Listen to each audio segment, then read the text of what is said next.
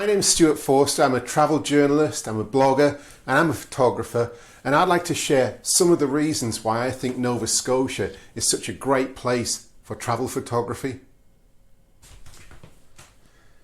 Why do I enjoy photography in Nova Scotia so much?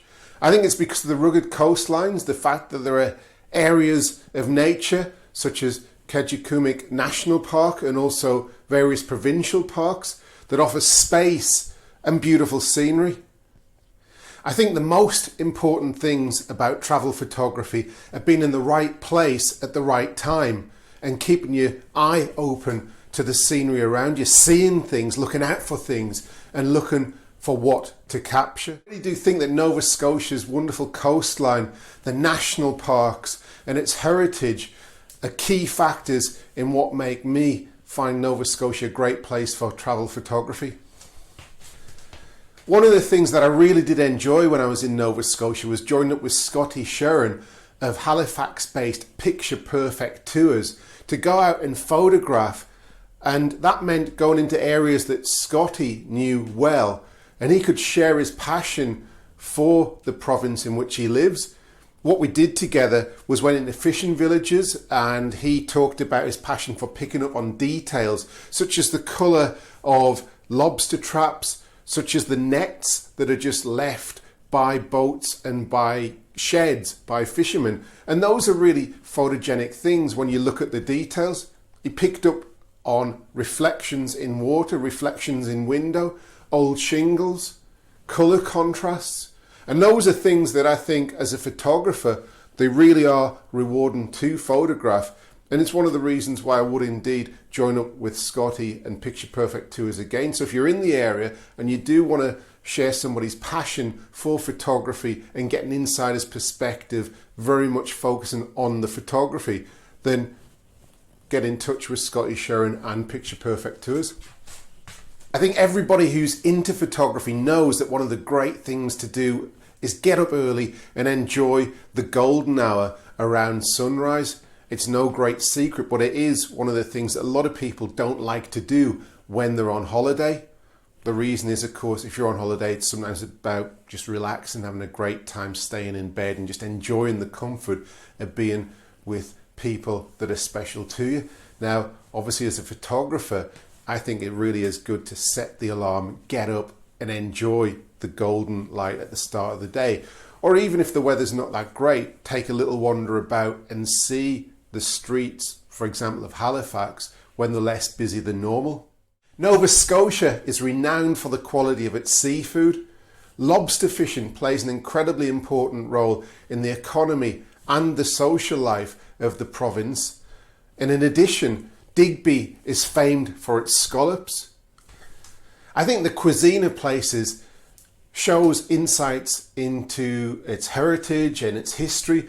Why did certain types of food become associated with a particular area? And of course the seafood of Nova Scotia is very much reflective of the place, its geography and its heritage. I actually think that photographing seafood at lunchtime is an incredibly good idea if you want to get stunning pictures, because you can use natural daylight. One little thing that I like to do when I'm out and about is just ask for a seat by the window, and that way I can play with the natural light, turn my plate around and get photographs that really do capture the food in the best possible light. Guidebooks are great. They can provide some great background information, insights that make you want to visit places, but nothing beats talking to locals on the ground when you're in a place and getting up-to-date information. And I think that's incredibly important as a photographer.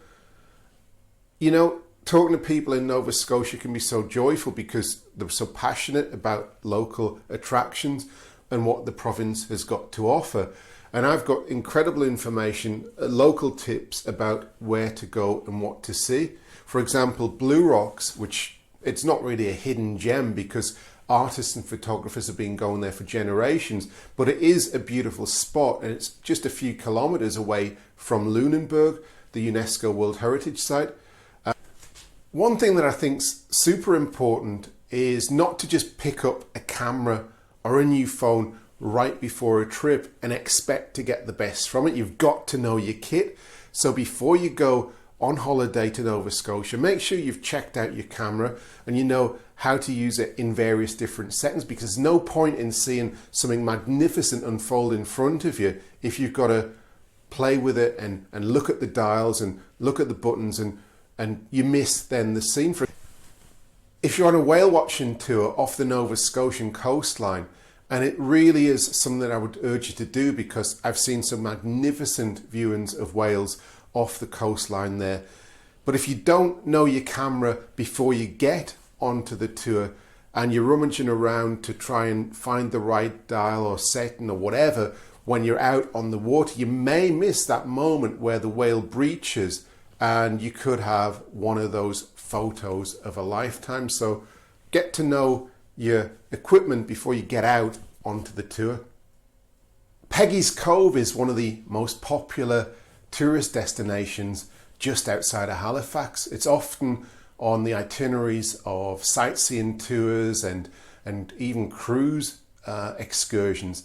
And I think that if you're going to go there as a photographer, go early in the morning or late in the afternoon, early evening, when it's actually quieter than it would be during the mid part of the day when a lot of tourists and travellers are visiting there.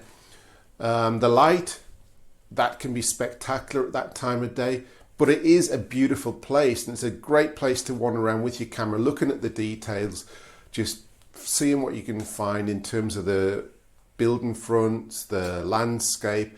Peggy's Cove Lighthouse is one of the most photographed in Canada.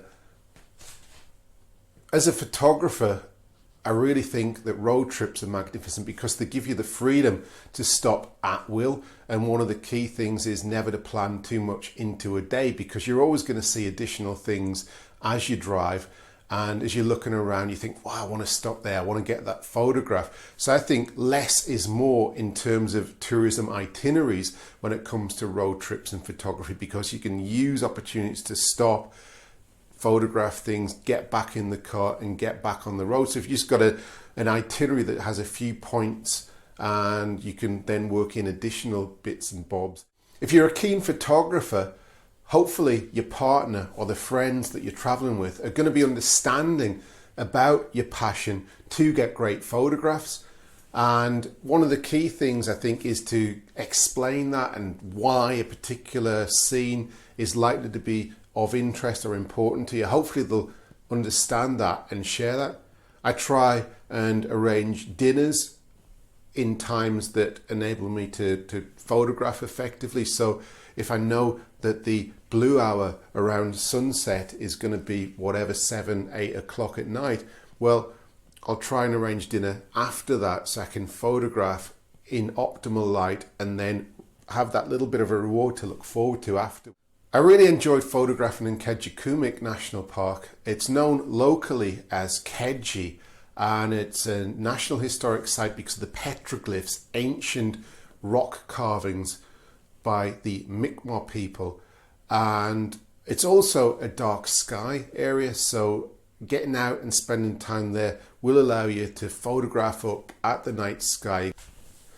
Just getting off the beaten path and seeing what you can see is one of the joys for me of travel photography.